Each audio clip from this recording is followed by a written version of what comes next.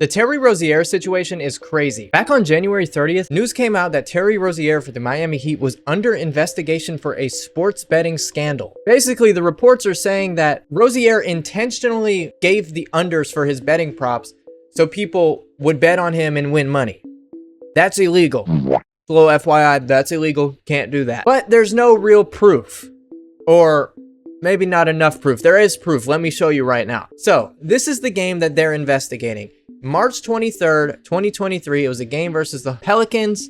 Hornets played the Pelicans. It was one of the last games of the season. A worthless, meaningless game. And before this game started, a lot of bets were being placed on Terry Rozier's under. An alarming amount of bets were placed on his under. So much, in fact, that some of these betting line places, some of these casinos, these sports betting places, they took them off. They made it so you couldn't bet for them anymore, because even they were getting suspicious in the moment. Now, once those bets were already made, the game started, and in the first quarter, Terry Rozier starts out fine. He gets 5 points, 4 rebounds, 2 assists, not bad.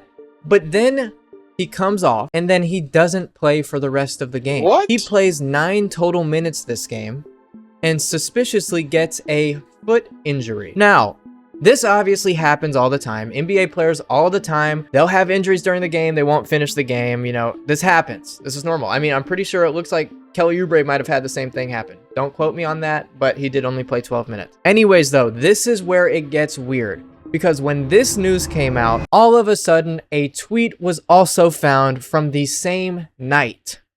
And now let's look at that. So this is from March 23rd, the same day. And first it starts out with this tweet that says, "Oh man, books pulled Rozier lines." Basically, that means that the sports betting places, they pulled back his lines because people kept betting on him and they got suspicious. So they pulled him, they made it so you can't bet. Then he got hurt mid-game. That's what happened. And then it says, whoever this guy is about to have the time of his life. Now let's go back. That guy that he mentioned, that guy that Adam Scherber mentioned in that tweet, then responded with this. "At least I was in on it today. Got lucky that I was fed some inside info that Rozier was leaving in the first or second quarter, depending on game flow and live lines, so that his unders would hit." Where'd you find that one out? What do you mean inside info? Terry, what's going on, Terry? Then also, this isn't done yet somehow. If you go down to the replies, you can see this reply. I'm not one to say that things are rigged, but lately the NBA has been mad sus. And then Greg Ehrenberg replies, "Follow the right people to know when guys are leaving games early with injuries." Now let's focus on this part, this quoted injuries part, because that's the suspicious part about Terry Rozier leaving this game. Let me show you something. This is the injury report from March 23rd, 2023. This is the night that they played. Here's the Hornets and Pelicans injury report. The players that were out for the Hornets was LaMelo Ball, James Bouknight, Theo Maledon, Cody Martin, and Mark Williams. That's it. No sign of Terry Rozier on here at all. And by the way, this doesn't only show players that are out. It shows questionable players too. So if Terry Rozier had foot problems before the game and he might not have played, but he did end up playing, that would have been here too, because look at this New York Knicks game. Jalen Brunson, questionable. Mitchell Robinson, questionable. I don't know if they played.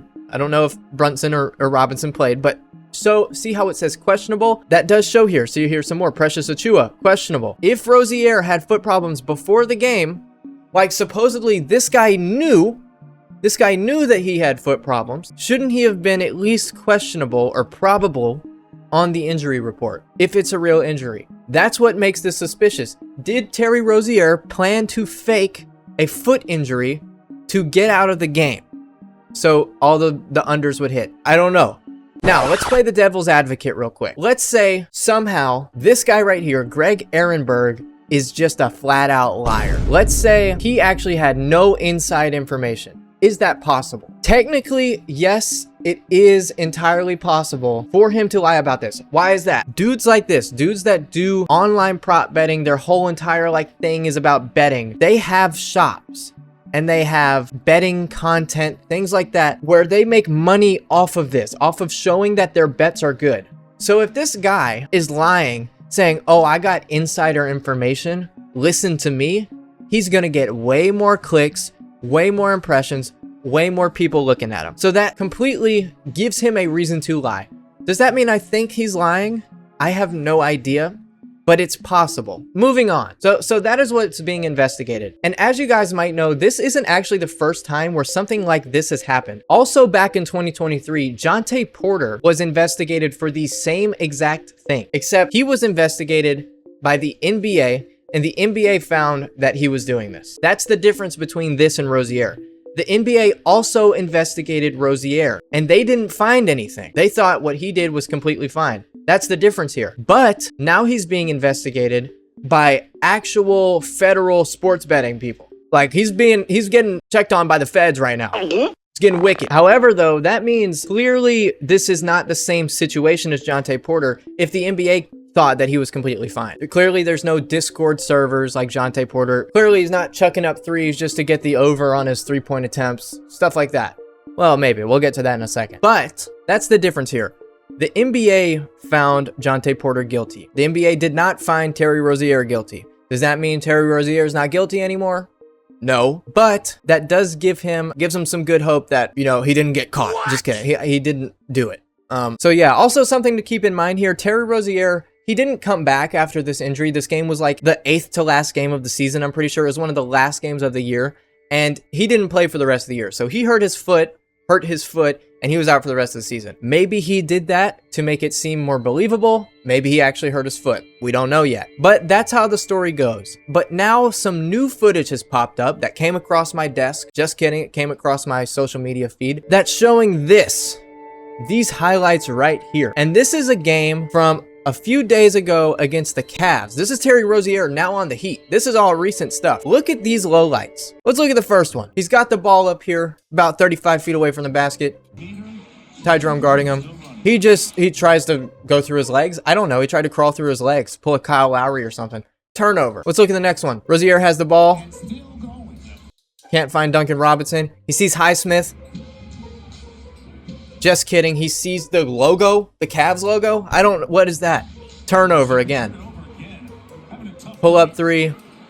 Bang. Second turnover of the game there for Rozier. Rozier drives in. Turnover again. What is that, Terry? Hey, Scary Terry. Are you scared to play basketball, Scary Terry? Look at this. 360. No. What are you doing? What does that lead to? I don't know. Probably a layup for Garland. Here we go again. Next play. Rozier drives in. What are you doing? Brick. Let's get a replay on that brick right there. Clank. You missed the rim after going for a left-hand layup off the backboard. Step back. Air ball. And then he looks at the ref. No, man, you're not fooling anybody. You're cheating. Just kidding. Step back again. Off front rim. Imagine airballing and then going for another one right after. Only something you would do if you're trying to get the under. Just kidding. I'm not accusing him of anything. I'm just showing you what's going on in front of my screen. This is what's going on in front of my screen. Here we go. It's now the second half. That was all in the first half. Here's the second half. Terry Rozier pulls up from the corner. Ugh. Let's think about this here. All of his misses have been short. All of his turnovers have been slow. He's just high. Oh, we figured it out. He's on the Mary Jane. Okay, we're good. Never mind. I hope that's what it is, Terry. It's coming down the baseline now. Ooh. So that one wasn't short. That was a mile past the rim. Terry, what's going on? Is that his third air ball or just second air ball? I don't know anymore. I can't keep count. There's so many. Here we go again. Don't blink on this one. This one's quick. There's Terry Rozier. He's right here. I'm circling him with the mouse. Look at this. Passes it out of bounds. How do you miss that pass? Alec Burks is wide open. I mean, I guess Jared Allen's hand's in the way. Throw a bounce pass. What are you doing? Pull up three. Clank-o-matic. Pull up three. Oh, air ball. It's not even a clank. I can't even say clank. So yeah, that was just a few days ago. So we've come to either two conclusions here. One, Terry Rozier is going for the unders, and he's still doing it. And he, might be going to jail. Or the next one, he's trash. Who knows? We don't. All I can tell you is this happened. All that stuff happened. Y'all can make your own opinions in the comments. That's all I got, though. Subscribe, leave a like. Let me know what you think in the comments. Goodbye.